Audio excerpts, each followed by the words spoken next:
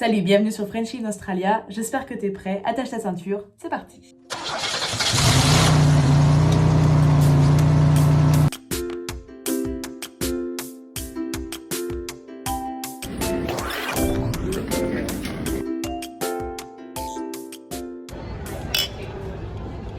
Alors, comme beaucoup de PVT, de backpackers et de voyageurs de manière générale, j'avais énormément d'a priori sur l'Australie. Il y avait beaucoup de choses que je pensais c'était comme ça, ça pouvait pas être autrement, et voilà. Et puis en fait, je me suis rendu compte que finalement, j'ai été pas mal surprise. Pas mal surprise. Et en fait, je me suis dit que ça pouvait être l'occasion de faire une petite vidéo, encore une fois un peu chill. Je prépare une autre vidéo qui me demande finalement en fait un petit peu plus de temps que prévu. Donc ça me permet de ne pas mettre trop de temps entre chaque vidéo pardon, à poster. Donc j'arrive pleine d'a priori.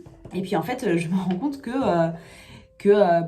j'avais tort sur pas mal de points. Donc ce qui va être intéressant de savoir, c'est quels sont les a priori qui sont également les tiens et à quoi tu vas devoir t'attendre, puisque ces a priori vont certainement tomber à l'eau à la fin de cette vidéo. En tout cas, je te le souhaite, si ça te permet de mieux organiser, de mieux arriver ici, c'est tout bénef. Alors c'est parti. Je croyais sincèrement qu'il y avait des bêtes féroces partout. Partout. Et en fait, je me suis rendu compte que non, ça va. Alors, j'entends déjà certains compatriotes me dire « Non mais tu te fous de notre gueule ». Oui, la mort est présente partout. D'ailleurs, il y a un dicton qui dit qu'en Australie, tous les animaux essaient de te tuer, même ceux qui ne peuvent pas. Alors, franchement, c'est vrai. Franchement, c'est vrai. Mais il faut quand même relativiser. Je vois des gens qui hésitent à venir ici simplement parce qu'ils ont peur de ces animaux-là, ils ont peur des araignées, des serpents. Et honnêtement, moi, les araignées, il fallait pas m'en parler, les serpents non plus. Même les pigeons, j'ai horreur des pigeons. J'ai l'impression que quand ils volent à côté de moi, là, ça va me foutre des maladies. Je déteste ça, ça me dégoûte. Donc voilà, donc moi c'était pareil. J'avais clairement pas envie d'avoir des animaux dangereux avec moi. Mais ça m'a pas empêché de partir et de me rendre compte que, franchement, ça va. Il n'y a pas non plus des redbacks, il n'y a pas des brown snakes à tous les coins de rue, surtout quand tu es en ville. Quand tu es dans le bush, c'est une autre histoire. Parce que là, oui, c'est leur territoire. En fait, c'est ça aussi qu'on oublie. Donc oui, effectivement, il y a des animaux sauvages, beaucoup plus dans le bush, parce que, bien sûr, c'est leur territoire, comme je viens de vous le dire. Mais en ville, il faut d'un côté se méfier, toujours. Il faut toujours se méfier, on est bien d'accord. Et de l'autre, se détendre. Parce que oui, effectivement, j'ai pu trouver une araignée pas très sympa dans mes draps. Et ouais, il semblerait que ce soit vraiment pas une araignée sympa.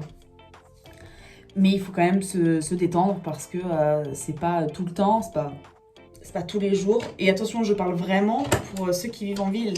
Parce que moi qui suis presque en plein centre-ville, des histoires comme ça, j'en ai très peu à raconter. Alors bien sûr, quand je vivais plus reculée en fait dans la campagne australienne, là oui, je vérifiais mes chaussures avant de les mettre le matin. Je faisais attention, Même quand j'allais aux toilettes, je faisais toujours un petit peu gaffe à la cuvette, si jamais il n'y avait pas un petit serpent qui s'était enroulé en dessous. Et je sais que ce genre de discours, ça fait hyper peur. Mais en fait, c'est simplement une habitude à avoir et c'est simplement se dire que, bah oui, c'est comme ça. Et que vaut mieux vérifier et ne rien trouver plutôt que de ne pas vérifier et de trouver. Personnellement, je m'en branle du moment que je fais plein de thunes. Si tu vois ce que je veux dire. Donc voilà. Donc pour les bêtes féroces, ce que je voudrais vraiment, c'est que tu te défendes et que tu te dises que oui, il y en a. Toutes ne peuvent pas te tuer, hein, contrairement au dicton. Heureusement. Voilà. Mais en ville, ça arrive quand même très rarement. Très rarement. Il y a toujours des exceptions, mais faut vraiment se détendre. Vraiment, t'inquiète pas. Parlons pognon. Alors, moi je croyais, dans le plus grand des calmes, qu'en arrivant, j'allais me faire du 2000 balles semaine. Et qu'enfin, j'allais vivre la grande vie. Alors, comment vous dire que la déception a été intense, mais en même temps, c'est possible. C'est possible. Je crois que j'ai déjà dit en vidéo ça. J'ai déjà expliqué. Mais oui, effectivement, c'est complètement possible. Donc, je te souhaite, en tout cas, mais ne t'attends pas tout le temps, dans tous les jobs, à gagner des sommes faramineuses, parce que tu vas quand même être déçu. Tu vas devoir te taper du job en ferme. Quand tu es payé à l'heure, c'est très bien, tu es payé à l'heure, du coup c'est plus ou moins juste. Mais quand tu es payé à la bine, donc quand tu ramasses les fruits et que tu es payé au kilo ramassé, là, si tu n'as pas quand même un bon gros quota de taf, enfin un bon, comment on dit, si tu n'es pas une machine de guerre en fait, ça peut être vachement plus compliqué. Tu vas quand même, honnêtement, tu vas galérer. Tu vas galérer parce que voilà. Et il y a aussi, ce qu'il faut, je pense, ne pas oublier, c'est qu'il y a d'autres communautés, d'autres nationalités, de voyageurs backpackers qui, eux, ont une forme olympique. Vous allez vous faire éclater, mais éclater. Mais ça n'empêche pas que beaucoup de Français ont réussi à malgré tout se mettre de l'argent de côté. Il y a des endroits qui sont plus difficiles que d'autres. Il y a des jobs qui sont plus difficiles que d'autres. Il y a des jobs qui vont te paraître impossibles à faire. Je sais que les mangues, ça pouvait être très très très compliqué pour certains. Et peut-être que ça ne le sera pas du tout pour toi. Donc voilà. Donc voilà, c'était ça mes a priori à la base. Je me suis dit, je vais mourir en ferme. Et honnêtement, ça a été horrible. Enfin, mon temps en ferme, il avait été horrible. Mais il a été beaucoup moins horrible que ce que je pensais. Et donc, du coup, non, je gagnais pas 2000 $ par semaine. Mais je gagnais pas non plus 300 balles. C'est ça que je veux dire. Parlons anglais. Non, je déconne. Je suis arrivée en Australie et je parlais pas du tout anglais. Be proud of you because... C'était très très très compliqué pour moi. D'ailleurs, j'étais un petit peu la risée, on se foutait gentiment de moi auprès de mes potes. Parce que ouais, effectivement, je parlais vraiment pas anglais et je comprenais rien. Ma prof, quand j'étais au collège, il y a une année, ma prof me terrorisait. J'étais en 6e. Alors j'avais des bonnes notes en anglais avant. Mais en fait, avec cette prof, elle m'a terrorisée. Parce que dès que je faisais la moindre erreur de prononciation ou quoi que ce soit, elle m'affichait devant tout le monde. Et en fait, ça avait été horrible. Donc du coup, l'anglais, c'était plus possible pendant cette année-là. Mais je me suis dit, l'année d'après, on change de prof, ça ira peut-être mieux. 5 remplaçantes, on a eu. 5 remplaçantes. Et en fait, ils nous apprenaient que... je sais plus. Un langage de tous les jours, tu utilises rarement le champ lexical... des Amérindiens ou des Hébreux, je crois. Compliqué à le transposer sur la réalité, en fait. Je sais plus. En tout cas, c'était trop loin de la réalité qu'on avait besoin d'apprendre. En fait, si on m'avait dit oui, mais plus tard, tu pourras voyager. Donc pour moi, c'était pas du tout ancré dans le réel, cette histoire d'anglais. Et en fait, suite à un changement de prof, alors c'est pas forcément de leur faute, hein, sauf celle qui me terrorisait, je lui souhaite vraiment des pichenettes dans la glotte en guise de réveil chaque matin. Même quand elle n'est pas sans réveil. Voilà. Donc tout ça pour dire, cette vidéo, ça va encore très très long, c'est encore très très long. Et maintenant, je vais parler maintenant du rouge à lèvres et ça va encore être une catastrophe. Ok, je suis là. Donc je croyais vraiment en arrivant que l'anglais allait être très compliqué. Ça c'était sûr et ça s'est avéré extrêmement vrai. Donc je pensais vraiment que l'anglais allait être extrêmement compliqué. Simplement en arrivant, je me suis rendu compte qu'en dehors de l'anglais, il y avait aussi l'accent. Parce que l'accent australien, accroche-toi sévère. Donc après ces 2 années d'anglais absolument catastrophiques, je me suis dit, bon, on va quand même essayer de rattraper le coup. Et puis en fait, l'année qui a suivi, c'était trop tard. En fait, j'avais décroché trop longtemps. Et je crois que même toute ma classe, en fait, on a un petit peu chié après ça. Donc je suis pas la seule, donc c'est plutôt cool. Tu sais, c'est comme quand tu vas être en retard en cours et que tu es 2. Et du coup, ça passe. L'anglais, finalement, a été... une vraie catastrophe dans ma life. Bref, en arrivant en Australie, du coup, moi, je me suis dit, c'est pas grave, puisque de toute façon, je parle pas anglais. je vais apprendre du coup très vite parce que je pars de zéro. Donc en fait, j'ai pas de mauvaises habitudes ou je vais juste apprendre très vite et correctement. La grosse blague, la grosse blague. Alors, ce qui s'est passé, c'est que en arrivant, je me suis dit, en plus de l'anglais, il y a l'accent. Mais encore une fois, je me suis dit, bah, l'accent, oui, de toute façon, je parle pas anglais, donc en fait, l'accent sera pas un problème, puisque je vais apprendre les mots avec l'accent. C'était un leurre. C'était un leurre. C'est compliqué, hein? Donc, suite à ça, je commence à essayer d'apprendre un petit peu de mon côté, je télécharge les applications, sauf que j'y comprends quand même rien. Et en fait, là, je trouve un boulot, et en fait, je n'y comprends toujours rien. Mais je me dis, bon, à un moment donné, c'est pas grave, je vais apprendre. Et en fait, je sentais quand même que malgré tout, je progressais. J'avais un champ lexical qui commençait à se développer un petit peu plus. Surtout, je bossais en cuisine et en fait, je ne savais pas dire four, donc ce qui est très compliqué quand tu travailles en cuisine, quand tu ne sais pas parler de l'un des éléments essentiels. Et on me dit, oui, mais t'inquiète pas, continue à apprendre et en fait, dans 2 mois, tu vas parler vraiment mieux. Et c'est vrai que j'y ai cru, mais j'y ai cru parce que j'avais très envie que ça marche comme ça, j'avais très envie d'y croire. Et en fait, il s'est avéré que pas du tout. Enfin, pas du tout. Au bout de 2 mois, c'était compliqué parce qu'en fait, en plus, le plus gros des problèmes, c'est qu'il y a tellement de Français. Et que c'est facile et en même temps, c'est réconfortant d'être avec des Français parce que t'as vécu des choses similaires, t'es arrivé ici pour une raison. Et en fait, ça fait du bien de pouvoir partager ça avec quelqu'un qui sait ce que c'est, qui a eu la même démarche que toi, à quelques histoires près, en fait. Donc voilà, donc je veux vraiment pas lancer la pierre à ceux qui se disent ouais, moi quand je vais arriver, je parlerai pas du tout au français et tout. Franchement, si t'arrives, ça rend pas bien. Hein.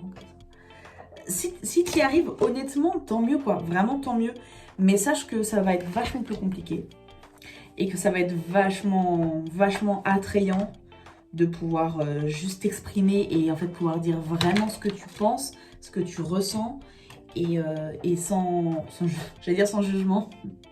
On est français, nom de Dieu. Bref, l'anglais, je pensais que ça allait être rapide et facile et en fait ça a été tout le contraire. Donc ne t'en veux pas si ça prend plus de temps que prévu. C'est à mon sens normal. Mais plus tu resteras avec des anglais, plus tu feras l'effort. Même chaque jour de marquer le nouveau mot que tu viens d'apprendre, et ben franchement ça ira mieux. Donc voilà, c'était mon a priori sur l'anglais. Je me suis dit oui, en 2 mois c'est fait. En fait, on peut résumer ça comme ça. 10 minutes de vidéo pour ça. Pour dire qu'en fait, tu penses arriver et apprendre l'anglais en 2 mois. Ça va être beaucoup plus compliqué et parce que certains ont beaucoup plus de facilité que d'autres. Et clairement, moi j'étais pas les certains, moi j'étais les autres. Donc il y a des grandes chances que toi tu sois les autres aussi. Donc toi tu risques de galérer et pas les autres et ça fera un petit peu chier mais prends ton temps, avance comme tu as besoin d'avancer et un jour ou l'autre tu te réveilleras, tu te diras putain en fait ça va, en fait c'est plus facile maintenant, en fait tu te diras aussi je suis moins fatiguée après une journée à parler en anglais qu'avant. Et tu te rendras compte qu'en fait l'anglais te demande moins d'efforts et puis tu vas commencer à rêver en anglais. Et moi je parle la nuit en anglais maintenant, du coup on ne comprend pas ce que je raconte. Hein. Et voilà. En tout cas je te le souhaite. En tout cas accroche-toi bien parce que quand tu auras quelqu'un, un Australien par exemple, qui va te dire ouais mais tu fais des fautes, tu parles pas très bien, gna tu pourras lui dire oui mais moi je parle de langage. Toi non. Alors, je m'attendais à ce que les loyers soient exorbitants. Et bah devine quoi, c'est vrai, c'est vrai. Donc la vidéo que je suis en train de préparer, c'est sur le prix des choses ici. Et en fait, elle va parler un petit peu rapidement de ça. Putain, bah non, ça va être trop chiant avec la lumière. On dirait que c'est Noël sur mon visage. C'est mieux, c'est pas mieux? Je me rends pas bien compte. Ok, on continue. Cette vidéo est déjà beaucoup trop longue pour le peu que j'ai pu raconter jusqu'à présent. Donc, je t'en parle des loyers exorbitants sur cette prochaine vidéo qui va certainement arriver après celle-ci. Et voilà, donc je m'attendais à des loyers exorbitants et effectivement, c'est très cher. C'est très cher. C'est très cher et bien sûr, ça dépend encore une fois d'où tu viens et de quel est ton passif au niveau locatif. Parce que c'est tout simple, mais si tu vas payer pendant des années un appartement à Paris ou en plein centre de Grenoble, ou si tu vis dans un appartement tout mignon en Bretagne, le loyer va être très violent pour toi. Voilà, si tu viens d'un petit endroit, si tu viens de la Creuse, il y a un truc entre la Creuse et moi, on n'est pas copains. Je vous raconterai un jour. Si tu viens de la Creuse, ouais, il y a de grandes chances que les loyers ici vont te paraître exorbitants, et à juste titre. Mais c'est vrai que quand tu viens de Paris, tu es là, bon, bah oui, c'est juste un peu plus cher, quoi. Il n'y a rien de fou, quoi. Donc ne t'en inquiète pas, c'est normal. Une des grosses blagues également, c'est de venir pour un an. J'y ai cru, hein. J'y ai cru. Je me disais, ouais, je viens un an, après je rentre, je prends un appart, je décore comme ça, machin, j'aurais ramené ça d'Australie. J'avais déjà commencé à acheter au bout de quelques mois des pots de crème 100% australiens que j'avais mis dans un sac. En fait, j'avais fait exprès de prendre les dates de péremption les plus éloignées pour pouvoir les ramener chez moi, les ramener en France et en fait pouvoir continuer de jouir de ces produits australiens même une fois rentrée. Donc je croyais vraiment que j'allais finir par rentrer à la fin de mon année et comme tu peux le voir, j'y suis toujours et les pots de crème, je les ai offerts. En fait, j'ai vraiment cru que j'allais rentrer et en fait, le pays m'a fait comprendre que déjà ici, je pouvais être qui je voulais. Je n'avais pas de casserole à traîner. Alors, on reviendra sur ce point-là qui est pour moi l'un des points les plus importants. Tu pouvais être qui tu voulais et tu n'as presque plus d'antécédents, en fait, quand tu arrives. Avec tout ça, j'en oublierais presque de me préparer. Donc, vraiment, j'y ai cru et il y en a beaucoup qui partent au bout d'un mois. Ça, c'est vrai. Non. Donc franchement, oui, j'y ai cru, j'ai clairement cru. Parce qu'il y a également énormément de backpackers qui rentrent comme ils l'ont prévu. Parce qu'en fait, derrière, ils ont une année universitaire à reprendre ou parce que ils voulaient juste vivre l'expérience pendant un an. La vie en France ou ailleurs, en francophonie en tout cas, est trop importante pour eux. Et ça, c'est complètement OK. Et moi, je pensais faire partie de ces gens-là qui partaient juste faire un break, en fait. Un break de sa vie, quoi. Juste se dire, maintenant, stop, et on va profiter un petit peu de la vie. Ça ne s'est pas du tout passé comme ça. Ce qui s'est passé, c'est... Oh putain. Ce qui s'est passé, c'est que je suis arrivée, j'ai commencé à travailler comme une folle, et puis après, j'ai continué, et puis après, j'ai dû changer d'endroit, et puis après, j'ai retravaillé comme une folle, et après, j'ai dû changer d'endroit, et en fait, après, j'ai retravaillé comme une folle, et puis j'ai juste déménagé dans le même endroit, mais j'ai continué de travailler comme une folle. Donc en fait, non, je suis jamais rentrée. Et malgré tout, ce pays m'a fait comprendre que si je travaillais dur, comme je travaillais dur en France, ici la différence c'est que j'en étais récompensée. Mon salaire était bien meilleur, ma qualité de vie était bien meilleure, mes relations avec les gens dans la rue ou dans les magasins, dans les boulangeries, étaient bien meilleures, vraiment bien meilleures.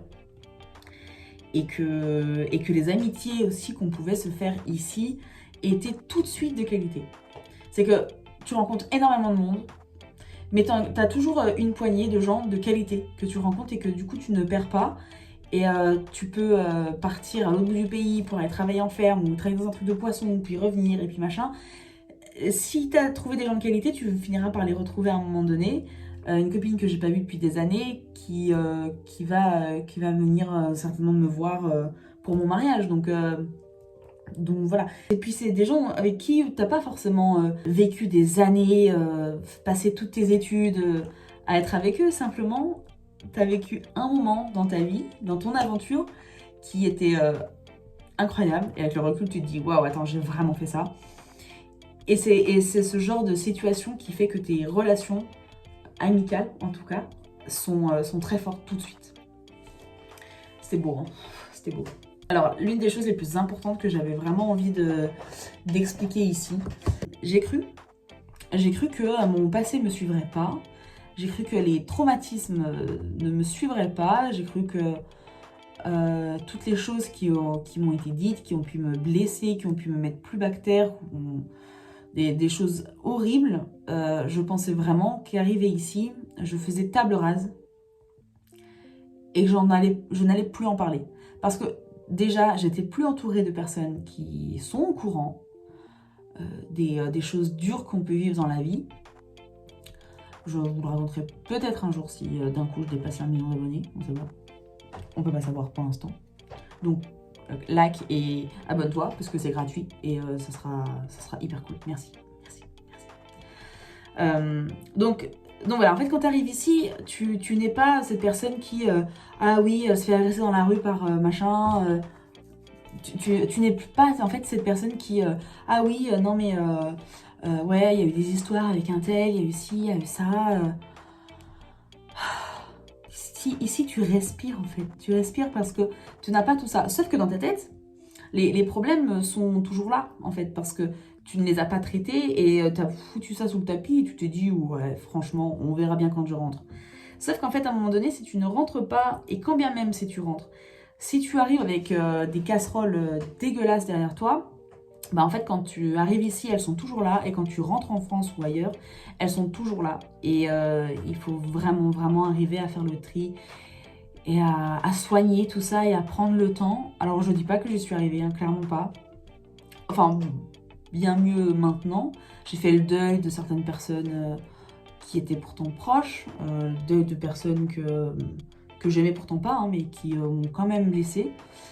Donc ce que je veux dire, c'est que si ton arrivée en Australie, c'est une fuite, alors que moi, on m'aurait dit « tu fuis là-bas », je t'aurais dit non, clairement pas. Je ne fuis pas, mon truc est prévu, c'est organisé, et j'ai envie d'y aller. Et c'était vrai, je n'ai pas fui là-bas. Simplement, c'est avec le recul, on peut se dire que oui, j'ai fui l'avalanche de merde qui m'est tombée dessus.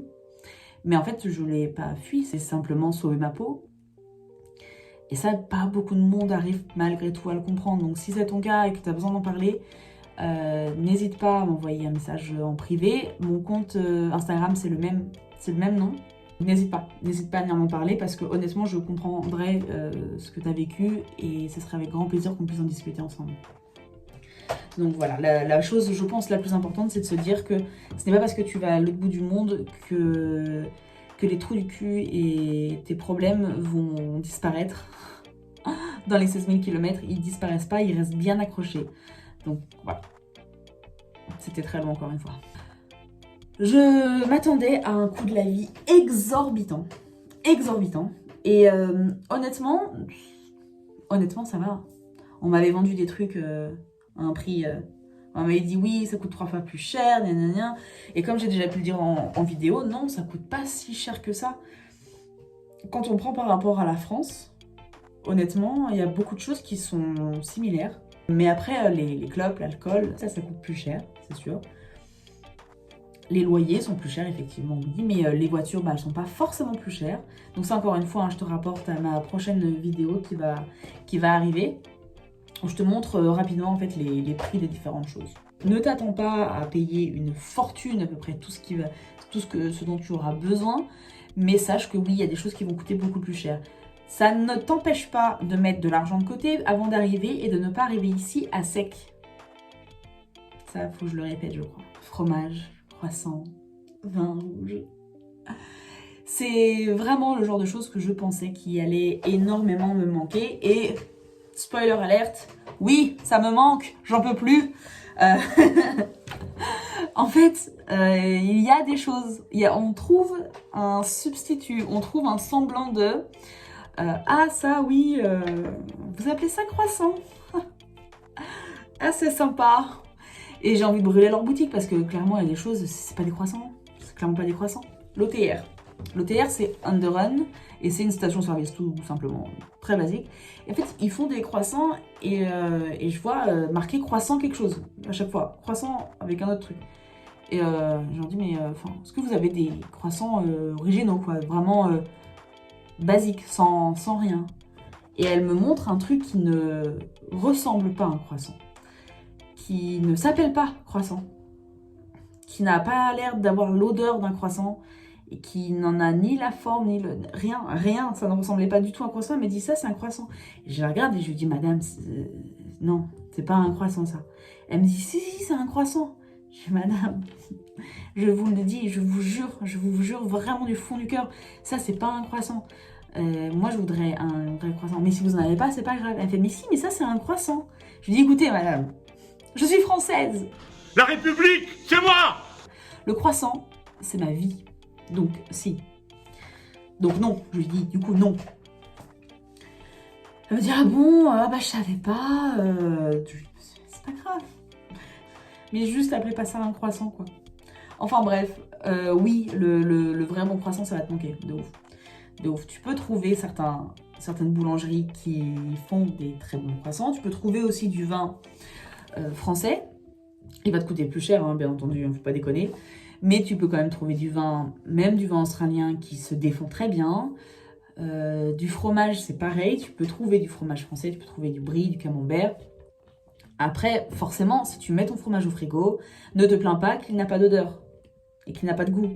À un moment donné, tu veux manger du fromage, tu le laisses à l'air libre, tu le laisses à température ambiante. Bien entendu, s'il ne fait pas 45 degrés. Et ton fromage aura un peu plus de goût. Tout simplement, le petit camembert à 3 $ ou 5 $ que tu achètes, il va avoir du goût et il sera quand même bon. Et il faut arrêter de déconner. Je trouve, et ça je vais pas me faire que des potes, mais je trouve que Français en Australie, en termes de bouffe, on est tous devenus des experts culinaires incroyables. C'est qui le patron? Et moi. C'est qu'on est tous là, genre, ah ouais, mais non, il est meilleur en France, c'est meilleur si, ça c'est pas bon, c'est pas bon. Oui, c'est pas bon, mais si tes standards ne sont pas très hauts, franchement, ça passe, ça passe. Et c'est vrai que c'est une identité aussi qu'on garde. C'est ce truc de, on aime la bonne bouffe, on aime les bons produits, on aime bien vivre. Ça reste notre identité et c'est aussi pour ça qu'on se montre aussi exigeant. C'est parce que on a envie de conserver cette haute qualité culinaire que nous avons dans notre beau pays. Ce sera tout. Non, c'est pas tout? Oui, alors ça, c'est un truc triste. Putain, je veux vraiment pas me faire des potes, moi. En parlant de potes, je pensais vraiment que rien n'allait changer. Parce que moi, mes potes, je les aime de ouf. Et la plupart étaient contents pour moi quand je suis partie. Ils savaient toutes les galères qui m'étaient arrivées. Et vraiment, ils me le souhaitaient. Ils me souhaitaient une belle aventure. Et ça m'a beaucoup touchée. Et je pensais que vraiment, avec le temps, ça allait pas changer tant que ça. Mais quand, au fur et à mesure, je me suis rendu compte que je comptais rester ici et que j'avais pas forcément envie de rentrer, honnêtement, je serais rentrée, ça aurait été uniquement pour mes potes et une partie de ma famille. Une toute petite partie de ma famille. Donc, je serais rentrée clairement pour eux. Et en fait, à un moment donné, je me suis rendu compte que, non, ma vie, elle était ici. Et c'est ici que j'avais un avenir. Et c'est ici que je voyais un avenir, en tout cas. Donc, je vais tout faire, tout mettre en œuvre pour pouvoir rester ici pour toujours. Parce que c'est mon objectif et c'est ce que je veux aujourd'hui. Mais je pensais pas une partie de mes amis allait réagir bizarrement. Ça a pu me blesser, ça a pu me choquer un peu. Je comprenais pas, je me disais mais on me répondait une fois sur deux, ou des fois on me répondait même pas, ou on me répond pas pendant des mois. Et du coup je comprends pas, je me dis mais je t'envoie un message qu'on soit dans la même ville ou là, à l'autre bout du monde, c'est pareil. En dehors du décalage horaire, on est bien d'accord. Mais je ne comprenais pas en fait pourquoi la distance géographique avait mis une distance émotionnelle en fait entre nous. Et quand je suis rentrée en France pour 2 mois, ça m'a fait bizarre. Ça m'a fait bizarre. En fait, ce que je m'étais pas du tout rendu compte, et ça vraiment, je pense que c'est mon plus grand tort dans l'histoire, c'est que je me suis pas rendu compte, c'est que les gens avaient leur vie de leur côté, le temps était passé comme eux, de la même manière que le temps était passé pour moi. Sauf qu'en fait, moi ici, j'ai vécu des expériences impensables, improbables, des expériences de vie qui font ce que je suis aujourd'hui. Donc moi j'ai grandi, j'ai évolué, j'ai avancé, je sais ce que je veux. Et ben pour eux c'était pareil. Et en fait, je m'attendais pas à ce que les chemins pris soient un petit peu plus éloignés qu'avant. Et ça fait bizarre en fait, ça fait tout simplement bizarre. J'ai été très surprise par des amitiés où du coup je me suis dit waouh, en fait rien n'a changé, c'est incroyable, c'est génial. Et par d'autres amitiés que je croyais indestructibles et qui en fait se sont effritées et je ne l'ai pas vu venir en fait. Donc c'est quelque chose à savoir en fait avant de partir, c'est que vous allez probablement conserver de très très belles amitiés avec des gens que vous aimez de tout votre cœur, et en fait il y aura d'autres personnes que vous aimez de tout votre cœur qui va presque du jour au lendemain en fait vous tourner le dos et vous n'allez pas le voir venir, parce que peut-être qu'en fait ça se sera fait petit à petit et juste tu aimais trop la personne pour te rendre compte qu'en fait elle avait pris un autre chemin de vie et que tu n'avais plus ta place dans la sienne. Voilà. C'était un peu triste, hein, je vous avais prévenu. Vivre en backpack. J'y croyais. Je croyais que j'allais passer ma vie dans les backpackers. Dans les backpacks, du coup dans les hostels. Et ben j'y ai passé certains temps. Certains potes y ont passé des mois entiers. L'horreur quoi, l'horreur. Et en fait, on se rend compte qu'au bout d'un moment, on ne vit plus dans les backpacks en fait. Au bout d'un moment, on est comme tout le monde, hein, on loue un appartement. Et ça c'est pareil, dans l'autre vidéo, je te mets les prix un petit peu de ça. Donc en fait, comme partout et comme tu aurais fait dans n'importe quel pays du monde, en fait à un moment donné, tu arrêtes de vivre dans ton hostel, tu prends un appartement, tu te meubles, parce que grâce à ce que les gens donnent dans la rue, en fait tu peux te meubler gratuitement, donc c'est quand même pas dégueu. Et puis tu as un abonnement en salle de sport, parce que ça coûte 10 balles par semaine. Donc tu commences à avoir ton abonnement. Tu as une voiture, et tu prends une assurance supplémentaire, parce que tu te dis que quand même, les frais ici, ça va coûter très très cher. Et puisque tu n'as pas la sécurité sociale australienne, Medicare, et ben ça va faire très très mal. Donc tu prends une assurance complémentaire, et puis tu arrêtes ton forfait prépayé, et puis tu prends un abonnement.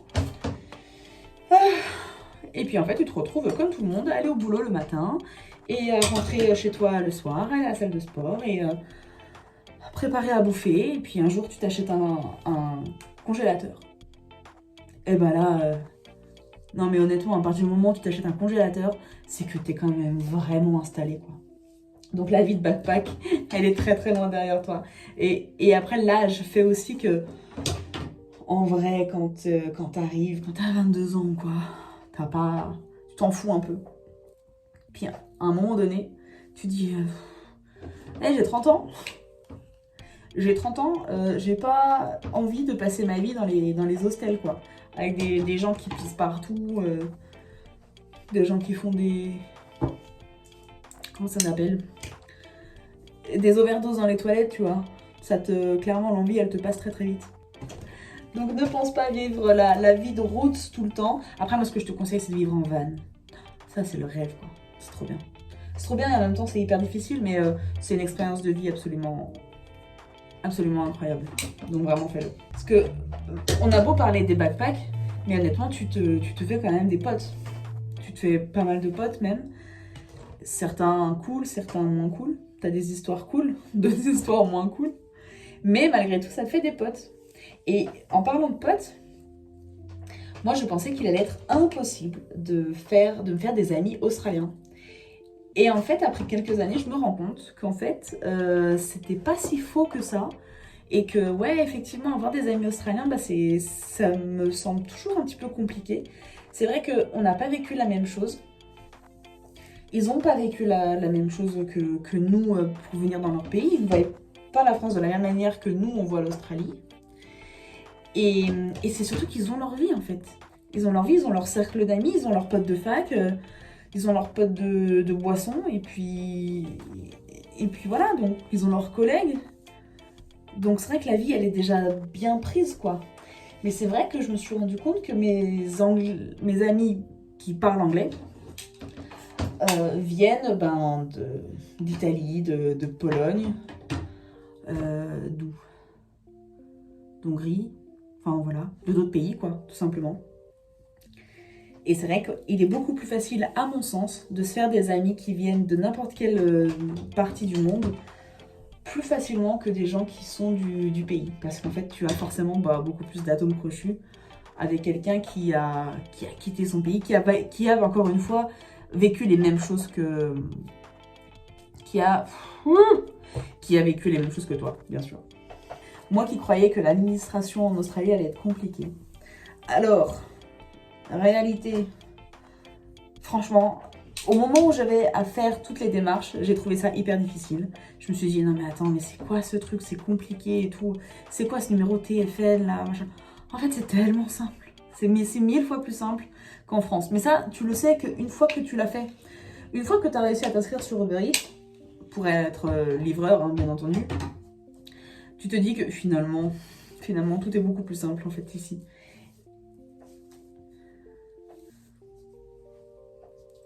Et je crois quand même bien que effectivement c'est beaucoup plus simple de faire son administratif en Australie que de le faire en France. Et je vous dis ça, moi je suis assistante sociale. Hein. Donc l'administratif c'était mon taf quoi avant. Et du coup,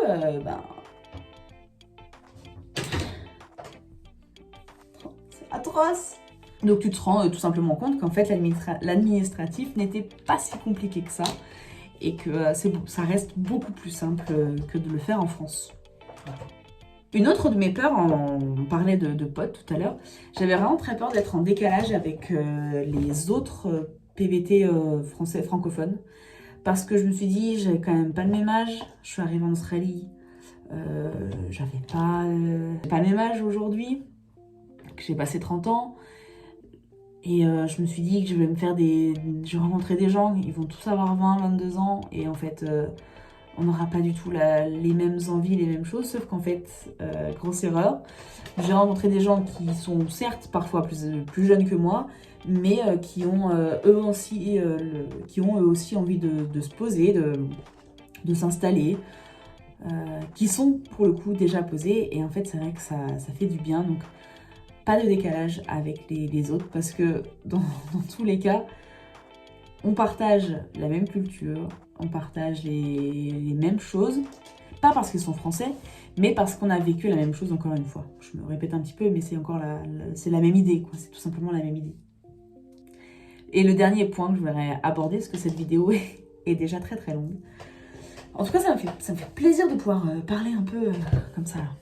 Sans avoir trop préparé. C'est vrai que j'ai juste noté sur une feuille rapidement les points auxquels je pensais. Mais une des choses aussi, je casse tout, c'était pas vraiment un a priori en fait, c'était plus une peur je pense. J'avais plus peur de ne pas réussir à mettre de l'argent de côté, d'être prise à la gorge. Ça c'est les traumatismes français ça, hein, je vous jure. J'avais peur oui, d'avoir tellement de choses à payer et tout que j'arriverai jamais à mettre de côté. Et en fait, ici avec l'argent, il y a un truc un petit peu bizarre. C'est que l'argent arrive et repart très vite. Et tu sais pas trop ce qui s'est passé. Mais ça vient et ça part quoi. Ça revient et ça s'en va, ça revient. Non! Mais non! Mais en tout cas, il est beaucoup plus facile de mettre de l'argent de côté, contrairement à ce que d'autres gens diront. Sachez qu'ils ont tort. Ils ont tort de penser que gagner son salaire mensuel, c'est mieux. C'est faux. C'est complètement faux. Et je vais te dire une raison toute simple. C'est que si tu as ton salaire le jeudi et que tu fais n'importe quoi pendant le week-end, tu as ton autre salaire le jeudi d'après qui arrive. Et en fait, tu ne vas pas refaire deux fois la même erreur parce que l'être humain, il est quand même programmé pour se rappeler un petit peu de ses erreurs passées, même si on aime bien les répéter 5-6 fois pour être sûr.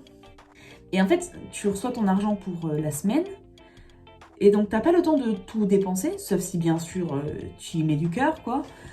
Que tu as de nouveau de l'argent qui vient. Donc même si tu n'es pas dans une démarche de mettre de l'argent de côté et de sauver, enfin du saving, il te restera quand même un peu d'argent à la fin de la semaine, donc tu vas pouvoir le mettre de côté. Et en fait, au bout d'un moment, tu vas commencer par mettre de côté et ensuite pouvoir te faire plaisir, aller boire des coups, et puis bon, bah, bien sûr, hein, faire tes courses, payer tes charges, tout ça, ça c'est normal. Ça, peu importe dans quel pays tu te trouves, tu auras toujours ce genre de choses à payer. Mais il est beaucoup plus facile. Et quand bien même c'était une grosse dépense qui arrive à un moment donné, en fait ça fait des semaines que tu as pu mettre des petites sommes de côté au fur et à mesure. Et ça te sauve la vie. Ça te sauve clairement la vie. Je me rappelle avoir fait mes comptes 10 000 fois quand j'étais en France. Et j'avais beau essayer de réduire de tous les côtés, je ne pouvais pas finir le mois à positif. C'était clairement pas possible. Ici, si on compte au mois, c'est vrai que les salaires sont beaucoup plus importants. Donc on se dirait, ouais, il y aurait beaucoup d'argent et tout. Mais en fait, la même somme que tu gagnes ici, si tu l'as une fois par mois, tu vas quand même dépenser le week-end, ici et ça, parce que tu as un plus gros salaire et tout. Donc tu vas quand même beaucoup dépenser. Sauf qu'en fait, peut-être à la fin du mois, il ne te restera rien. Alors que chaque semaine ou chaque quinzaine, ça t'apprend à gérer aussi un budget un peu plus petit. Même si le salaire est plus élevé, ton budget de la semaine est du coup plus petit. Et en fait, ça va quand même vachement mieux. Donc si tu ne vas pas tout cramer au casino ou au Savers, tu t'en sortiras. Tu t'en sortiras, c'est promis. Et puis si tu t'en sors pas, dis-le moi en commentaire et je te fais une vidéo pour t'expliquer. Parce que vraiment, c'est le pays où on peut mettre de l'argent de côté, on peut quand même se faire plaisir et on peut quand même en profiter. Donc voilà, donc va doucement sur les drogues. Ça me semblait important ça me semblait important. Et putain, je suis vachement plus jolie dans le miroir que sur la vidéo. Ça, c'est vachement chiant. Donc, ne t'inquiète pas, ton aventure se passera bien. Si je peux faire quoi que ce soit, n'hésite pas. Et en attendant, moi, je vais aller sortir mon chien. Alors, je vous dis très bonne journée à vous. À bientôt!